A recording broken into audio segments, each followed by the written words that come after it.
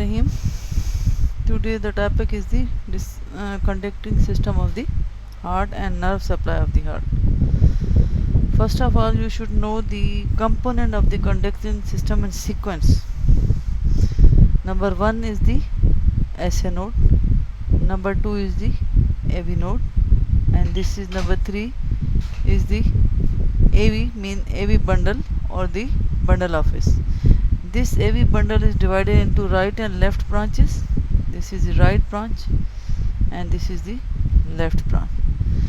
These right and left branches then give rise the Purkinje fibers. These are the components, and you should remember these components in sequence, not haphazardly.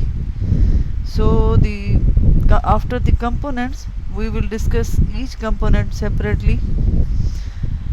First component is the SA node. What is the location of SA node? What is the function of the SA node? So this upper one is this one. Pointer. This is the superior vena cava. This is superior vena cava, and this is the right atrium. This is the upper part of the right atrium.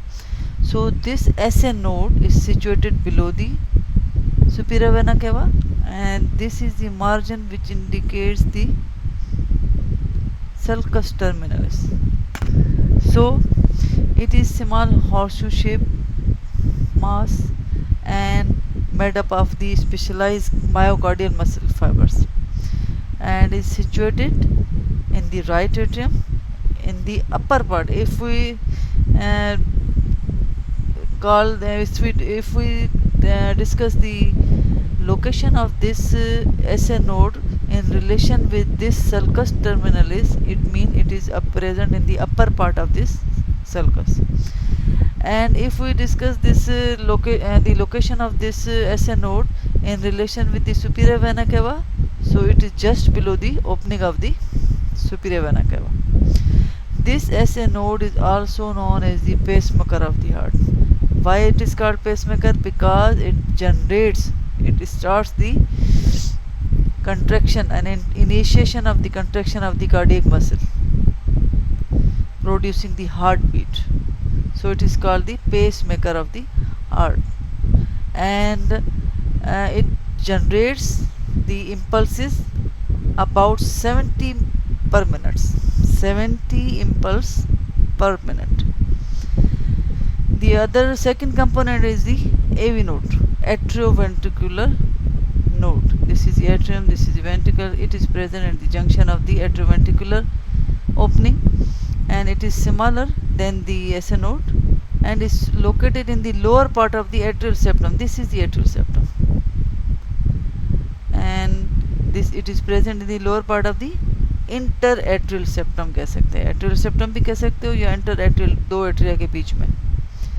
And this is the tricuspid valve. So in relation with the tricuspid valve, it is present just above the tricuspid valve, and in relation with the interatrial or atrial septum, it is situated below the lower part of the interatrial septum.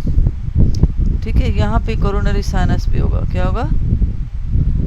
So it is present just above the attachment of the tricuspid opening, tricuspid cusp or valve, and opening of the coronary sinus. यहाँ opening of the coronary sinus भी होगी. ठीक है.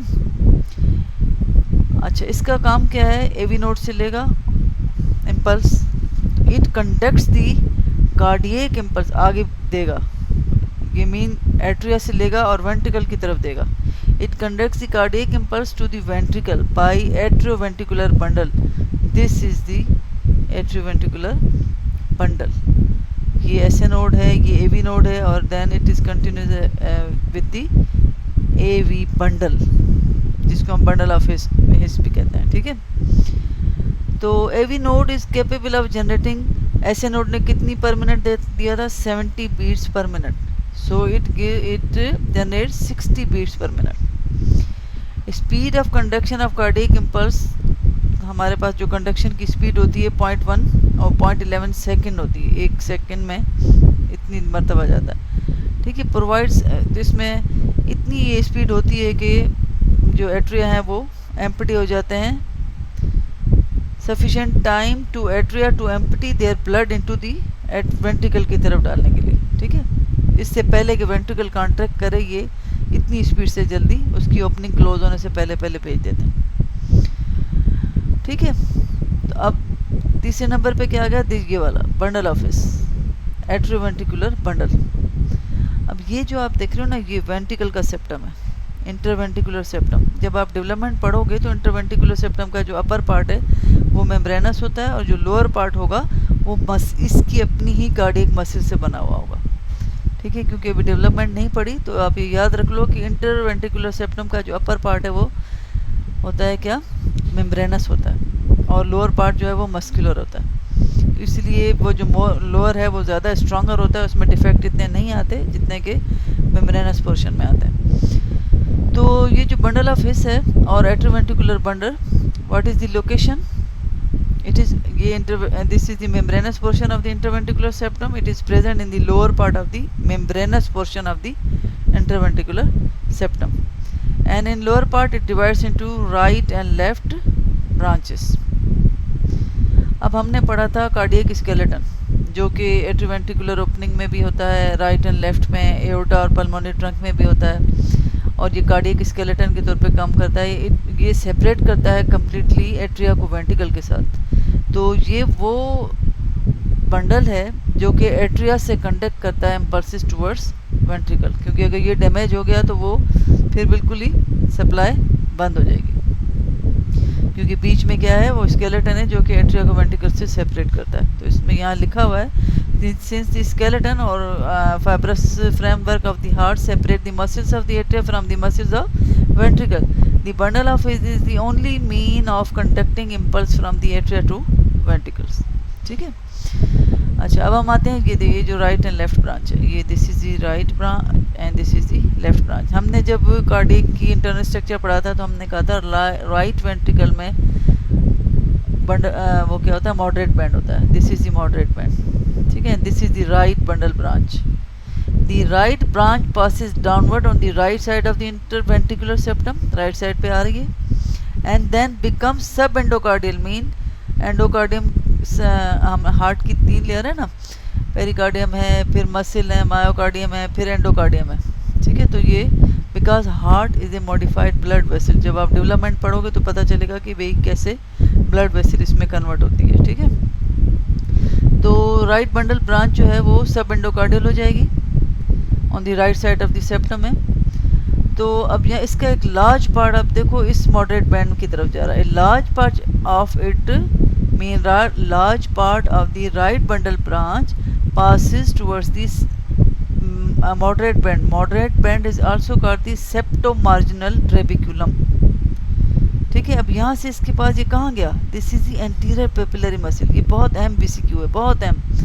Right bundle branch की एक branch है जो कि मॉडरेट बैंड में जा रही है, and to go to supply the anterior papillary muscle. As we have already discussed, in the right ventricle consist of 3 papillary muscles, anterior, posterior and septal, and this branch passes through this moderate band. Moderate band is also called the septomarginal trabeculum. दोनों नाम याद होने चाहिए क्योंकि हो सकता है दूसरा नाम यूज़ किया जाए एग्जाम में। ठीक है, and to supply the anterior papillary muscle and anterior wall of the ventricle. तो अब फर्दर ये जो ब्रांचेस भेज रही है इनको हम कह रहे हैं Purkinje fibers. It's Purkinje fibers then spread out beneath the endocardium को, वो मेन जो जाते हैं वो परकंजी फाइबर्स जाएंगे।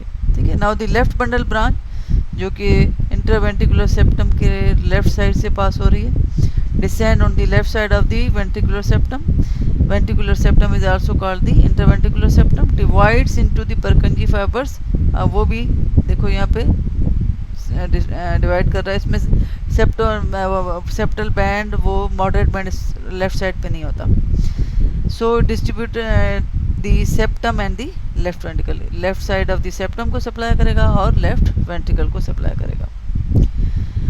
और द परकंजी फाइबर्स, ये जो आपको ब्रांचेस टाइप ऐसे नज़र आ रहा है, these are the Purkinje fibres.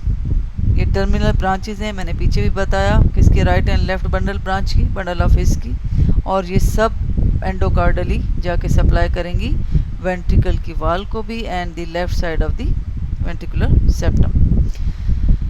Now the arterial supply of this conducting system. This is the right coronary artery and this is the left coronary artery. Left coronary artery आपको इस front पे कम नज़र आ रही है, लेफ्ट राइट वाली ज़्यादा नज़र आ रही है. It's mean the conducting system is mostly supplied by this right coronary artery.